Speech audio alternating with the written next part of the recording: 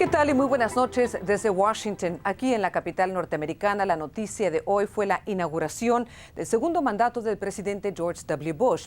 Pero hace unas semanas, un joven mexicano aquí en Washington ocupaba los titulares. Imagínese enterarse un día que usted no es la persona que durante 30 años pensó que era y que sus padres estén forzados a revelar el secreto de su identidad porque alguien lo está buscando y está a punto de contárselo. Pero lo que para una familia es una tragedia, para otra es el fin de una larga búsqueda y el reencuentro de una abuela con los nietos que pensó habían muerto hace 30 años.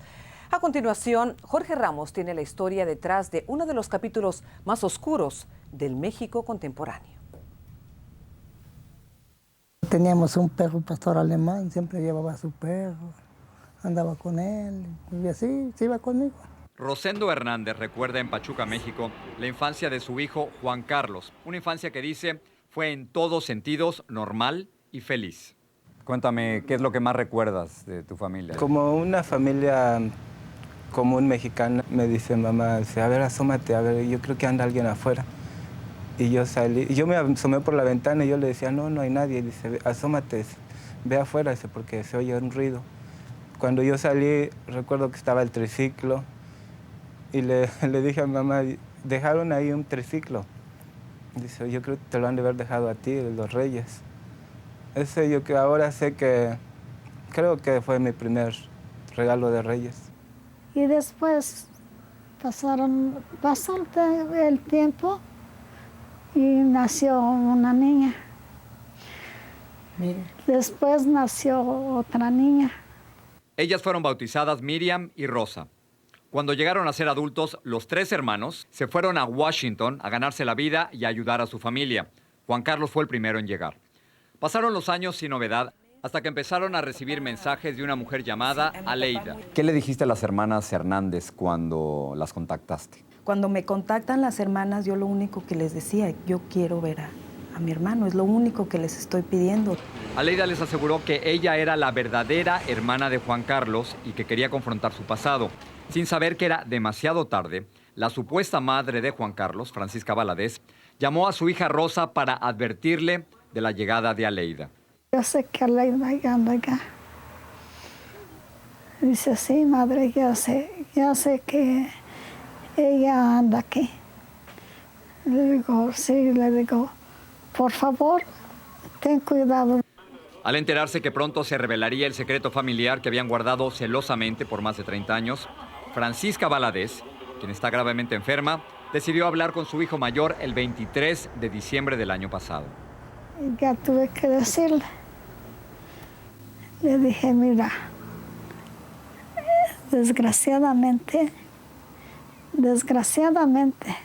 lo repetí 3 veces. Tú no eres mi hijo, le digo. Eres un hijo adoptado. Y me duele decírtelo, porque yo no quería que supieras. Pero anda una muchacha que dice que es tu hermana. Dice, ay, ma, dice, lo que yo quería, que nunca me dijera. Yo no quería que se supiera la verdad, porque desgraciadamente yo no quería que ninguna gente te dijera que eras un adoptado, un arrimado. Según Valadez, la ilusión de adoptar un niño surgió después de varios intentos fallidos de tener uno propio. Ella recuerda ese día, hace 30 años, como si fuera ayer. Era un niño, greñudito. Mal vestidito. Porque estaba en una casa cuna. Lo primero que hicimos, lo llevamos a la peluquería, le compramos ropa, todo. Y llegando a la casa, pues ya le dimos su ropa.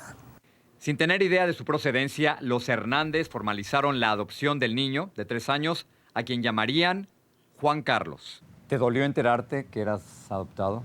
Sí, no puedo negar que sí me duele hasta la fecha porque, no sé, es el único recuerdo que yo puedo tener es de ellos. Y es un shock enterarte que no eres su sangre. Pero el choque más grande era lo que Aleida venía a revelarle. ¿Cuánto tiempo pasó desde que encontraste el nombre de tu hermano y lo hallaste a él.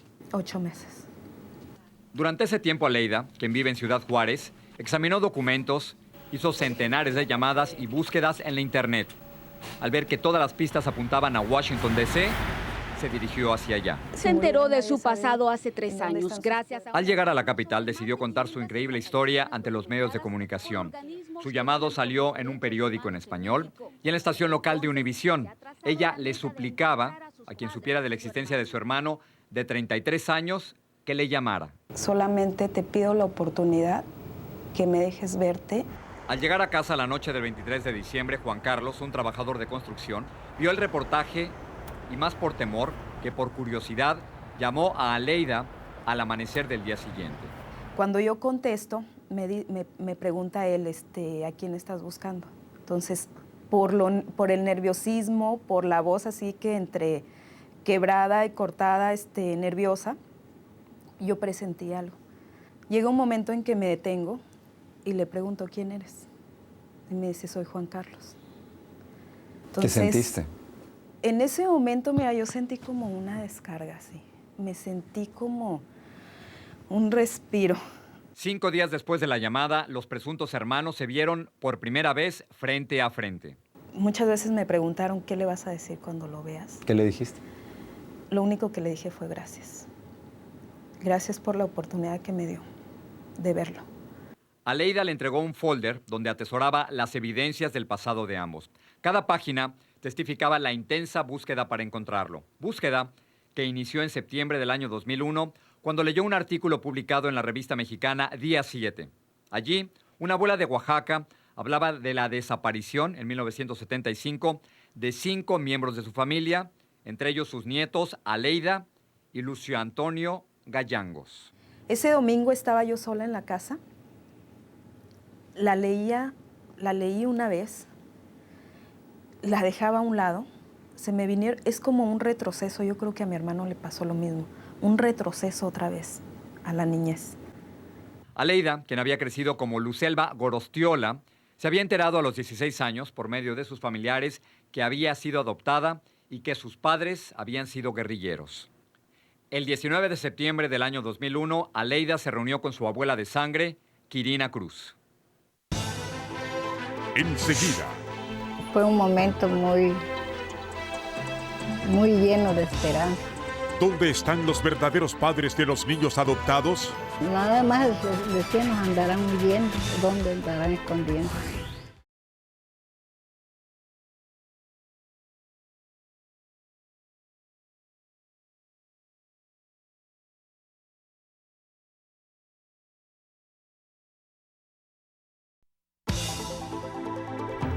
Continuamos con esta historia del quien es el primer niño desaparecido de la Guerra Sucia que ha sido encontrado con vida en México. Pero esta historia, sin duda, tiene 2 ángulos. Por una parte está la cuestión histórica, la que exige que se paguen por los crímenes cometidos hace 30 años. Y por la otra está la cuestión personal de quienes han vivido una verdadera tragedia por cosas que otros hicieron. Jorge Ramos nos sigue contando. En cuanto doña Quirina Cruz, de 82 años, vio a Aleida en el lugar acordado en Cuernavaca, México, dice que supo que era su nieta. No tengo dudas. Se parece conmigo.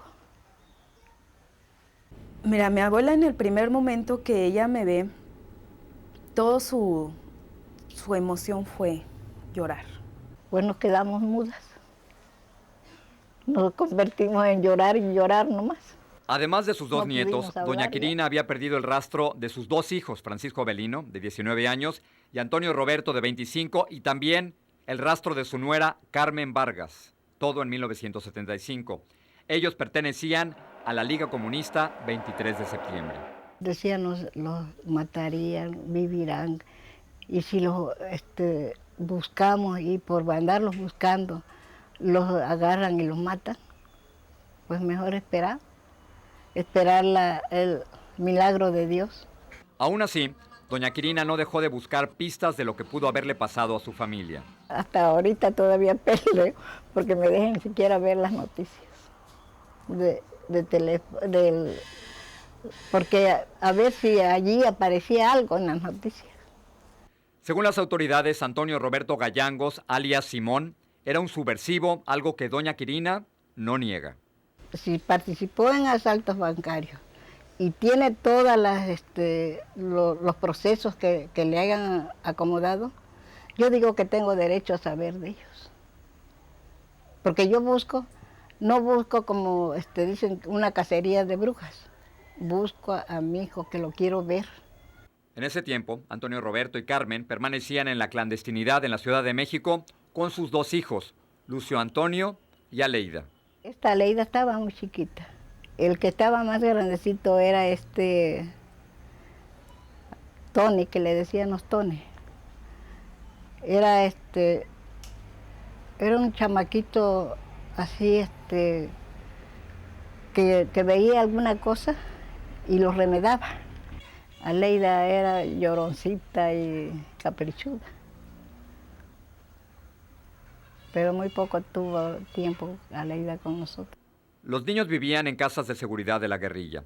En una de estas, durante un allanamiento policial, se desató un tiroteo y el pequeño Lucio Antonio resultó herido en la pierna izquierda, a la altura de la cadera. No se ha podido establecer si sus padres estaban ahí. El niño, de 3 años de edad, fue llevado al Hospital Moctezuma y luego, el 12 de junio de 1975, fue trasladado a una casa cuna en la Ciudad de México. A pesar de sus tendencias políticas, en el año 2000, doña Quirina votó por el Partido Acción Nacional, el PAN. El entonces candidato presidencial Vicente Fox había prometido que investigaría las desapariciones de ciudadanos durante la llamada Guerra Sucia en México. Pues que averiguara. Quería yo saber la realidad. Si los habían matado en un asalto, si los habían en un enfrentamiento, quería yo saberlo. Los archivos abiertos ahora por el gobierno le mostraron a Aleida evidencias de que su padre biológico había sido torturado y que él y su esposa habían rendido declaraciones ante las autoridades en junio y en agosto de 1975. Doña Quirina cree que Antonio Roberto se vio entre la espada y la pared. Yo sé que mi hijo se entregó. ¿Por qué? Por sus hijos, su esposo. En cuanto a su hermano Lucio Antonio, Aleida descubrió que había sido dado en adopción y que su nuevo nombre era Juan Carlos Hernández. Frustrada con la lentitud de los trámites oficiales, Aleida decidió tomar la búsqueda en sus propias manos. Y yo con ese afán, ¿no?, de quererlo encontrar y de quererlo verlo. ¿Eres Juan Carlos o eres Lucio? Soy Juan Carlos. ¿Eres Juan Carlos? Lucio. Mis padres me registraron como Lucio Antonio, ahora lo sé. Hay una historia de esto, por lo que leí, que Lucio lo pusieron por Lucio Cabañas.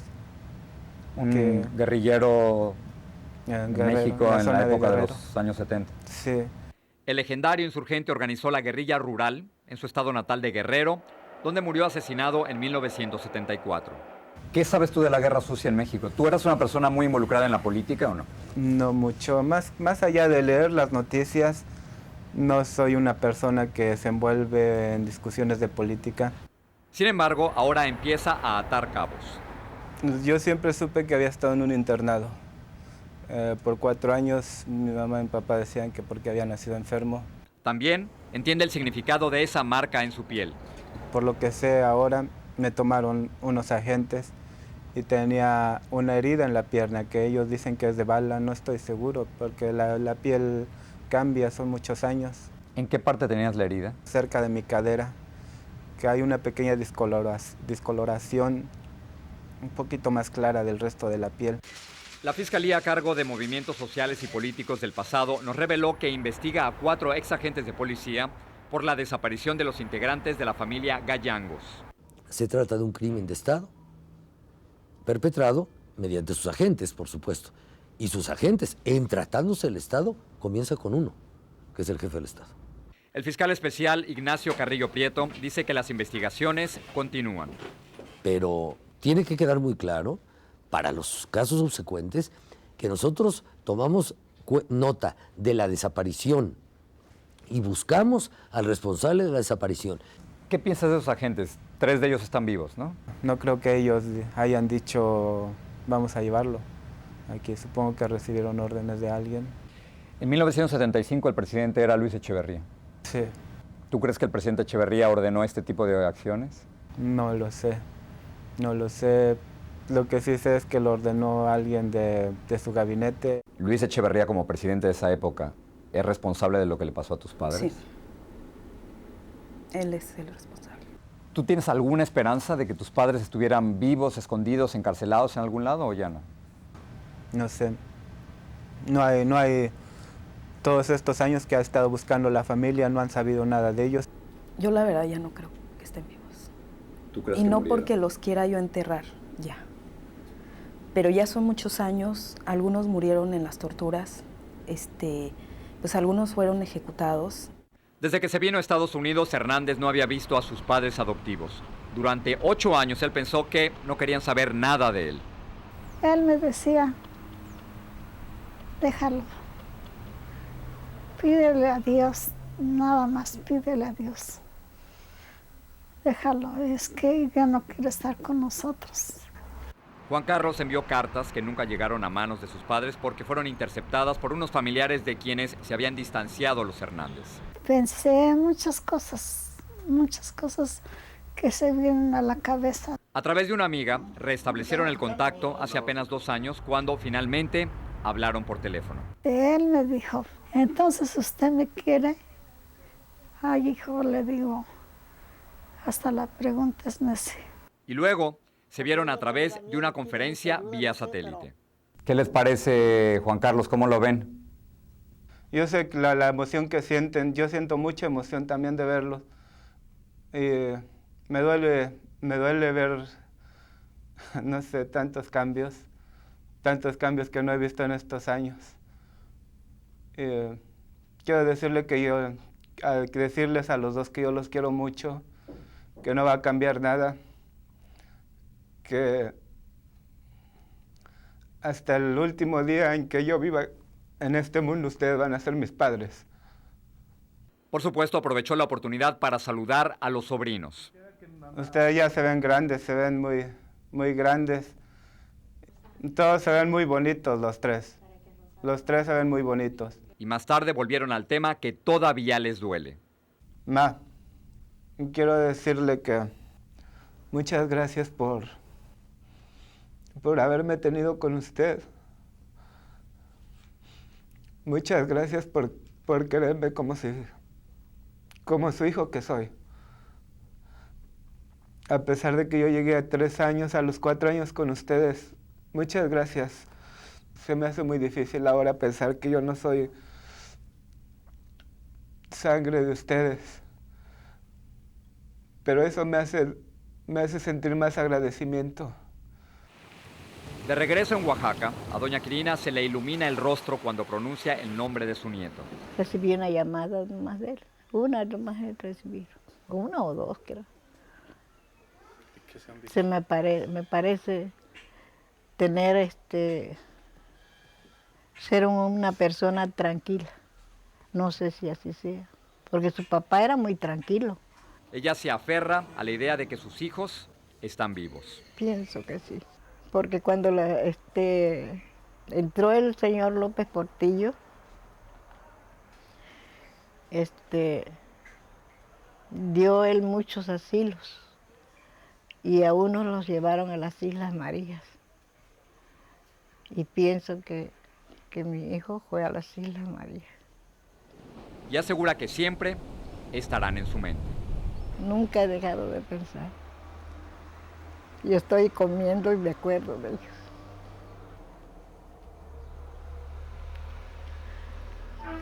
Estoy haciendo mi quehacer y